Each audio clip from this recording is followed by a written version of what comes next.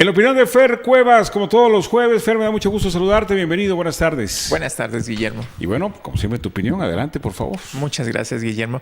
Pues en esta ocasión hablar precisamente de lo que comentaste recientemente, lo que pasó con este periodista Alejandro Leiva y de la situación que está viviendo el periodismo actualmente, no solo en Oaxaca, sino también a nivel nacional, ¿no? Este es el 7º caso en donde desafortunadamente el dedicarte a esta labor, pues tiene un costo, ¿no?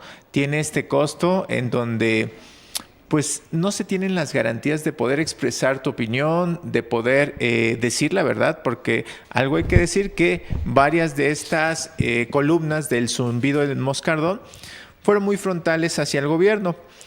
Así como Alejandro Leiva, pues se dieron otros casos en Veracruz, por ejemplo, de la periodista Roxana, en donde tan lamentable, tan atroz fue el acto que fue grabado previamente antes de que se la llevaran y posteriormente toda esta situación que conocimos, que fueron a aventar sus restos, ¿no? Toda esta tortura que tuvo y que ya de un tiempo para acá me parece que el Estado se ha vuelto cada vez más intolerante. Cuando me refiero al Estado, me refiero a todo el gobierno. Pareciera que los gobernantes cada vez menos aceptan la crítica.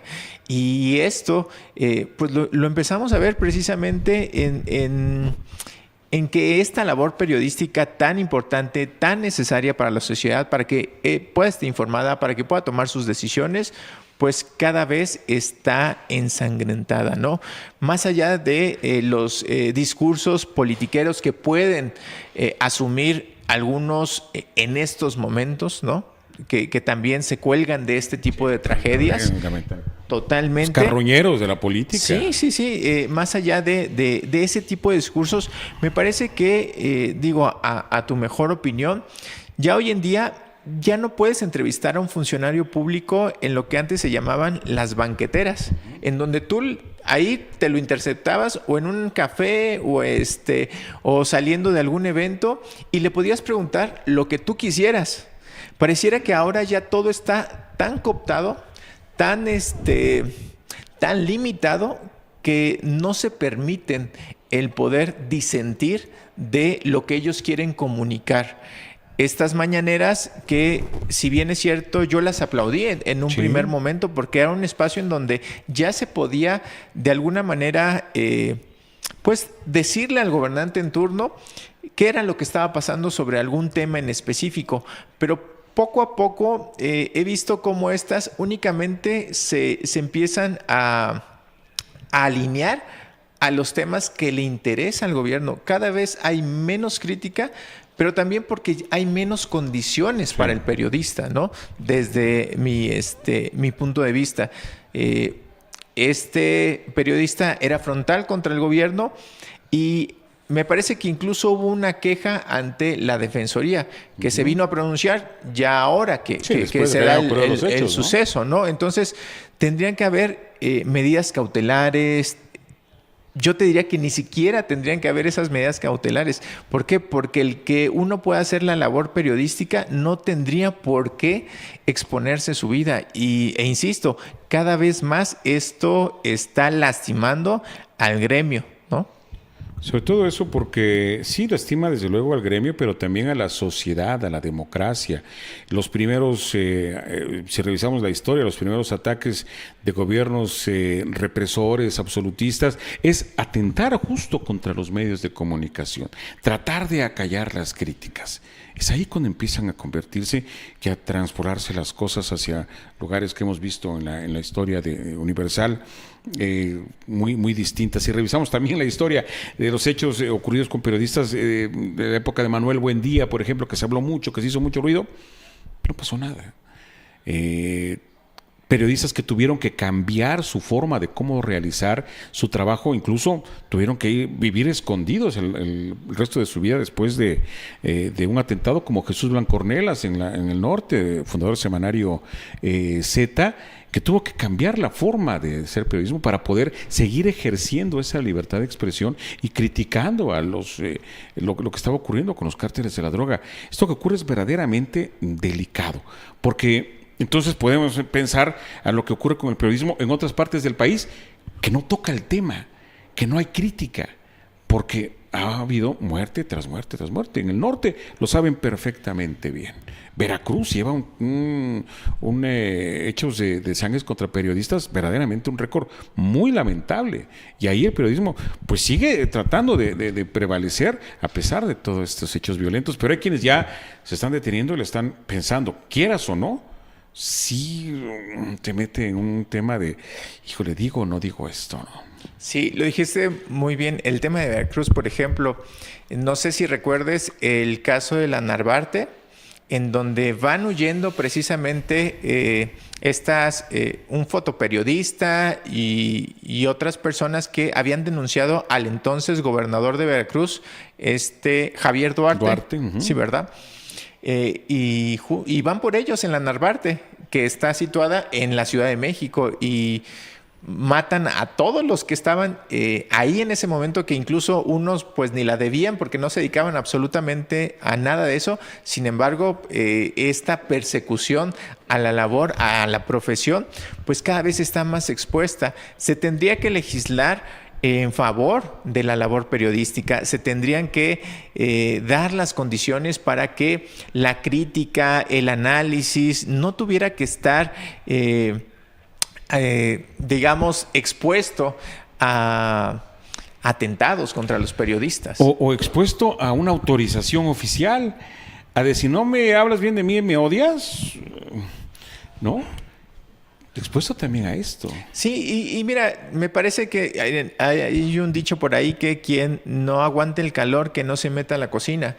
Como políticos, como servidores públicos, están expuestos al escrutinio público, a esta labor periodística, a la crítica, porque van a cometer errores, porque están cometiendo errores, pero el callar voces pues no soluciona absolutamente nada. Y esta narrativa populista a veces tampoco ayuda, el hecho de que haya crítica, yo creo que debe tomarse de una manera positiva, ¿no? Porque no todo está bien.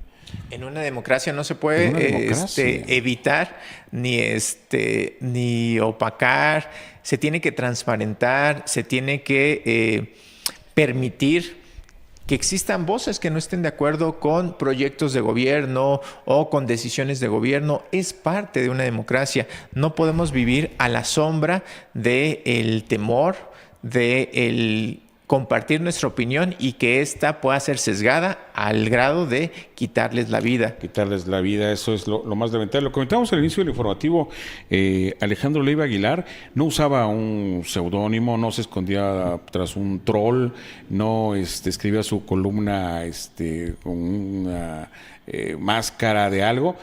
Era frontal, y daba la cara, y creo que esa valentía hay que reconocérsela. Hay pocos, sí, la verdad. Sí. Hoy en día pocos se atreven a dar elementos también, porque cada columna, algunas podías estar de acuerdo, uh-huh. Otras no, algunas me parecen bastante interesantes y daba elementos con los que uno podía pues incluso refutar, el mismo gobierno podía refutar en caso de que no estuviera de acuerdo, sí, lo que estaba comentando, y me parece que es esta réplica que puede hacer cualquier gobernante, ¿no? A partir de una crítica. Y eso te valida además como gobernante. Claro. En la comunicación política eso te valida. El problema es cuando nada más queremos demeritar al mensajero, uh-huh. que también es una corriente que se ha estado dando de un tiempo para acá. Vamos a ver qué está haciendo Guillermo, porque dijo acerca de este tema, ¿no? Pero fíjate que Guillermo un día se sentó con alguien de este color, entonces es político su comentario. No, Guillermo está dando un mensaje. Vamos a ver el mensaje, si es correcto, si tiene elementos, y a partir de eso creamos nuestro propio criterio, ¿no? Pero en definitiva creo que si algo es responsable el gobierno es que debe garantizar que la labor periodística pueda ser plena, objetiva y crítica. Entra la Fiscalía General de la República a investigar el caso. ¿No se confía en la Fiscalía Local? ¿Cómo lo ves? Pues ese es un tema interesante, ¿no? Me parece que si él hizo señalamientos directamente al gobierno, lo más adecuado es que entre la Fiscalía General de la República. Porque entonces lo que hemos platicado en ocasiones podría llegarse a creer o a pensar que es juez y parte, ¿no? Entonces me parece que es lo más correcto y que lo mejor que puede hacer la Fiscalía es dar a conocer cómo va la investigación en los puntos medulares y no nada más para la sociedad, sobre todo para la familia. Porque, insisto, más allá de la politiquería que se pueda estar haciendo de carroñeros, como tú lo dices, es importante que prevalezca la justicia, que no se tenga pactos de impunidad. Porque imagínate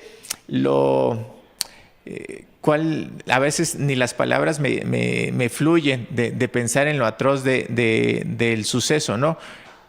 Lo hicieron a plena hora del día, sí, mientras él estaba desayunando, sí, en una moto que ya se había reportado que había sido robada, que ya había pasado un suceso anterior de un asesinato. Entonces, el descaro, ¿no? Sí, la forma premeditada de hacerlo, ¿no? Efectivamente, ¿no? Entonces, creo que tanto el gobierno como las autoridades correspondientes tienen que garantizar que exista labor periodística crítica, aunque esta pueda llegar a incomodar. Fer Cuevas, gracias por tu comentario. Como cada semana nos escuchamos el próximo jueves. Nos vemos el próximo jueves. Y gracias a usted por acompañarnos. Mañana aquí lo esperamos, 6 de la tarde. Son las noticias en Ahora Oaxaca. Volvemos.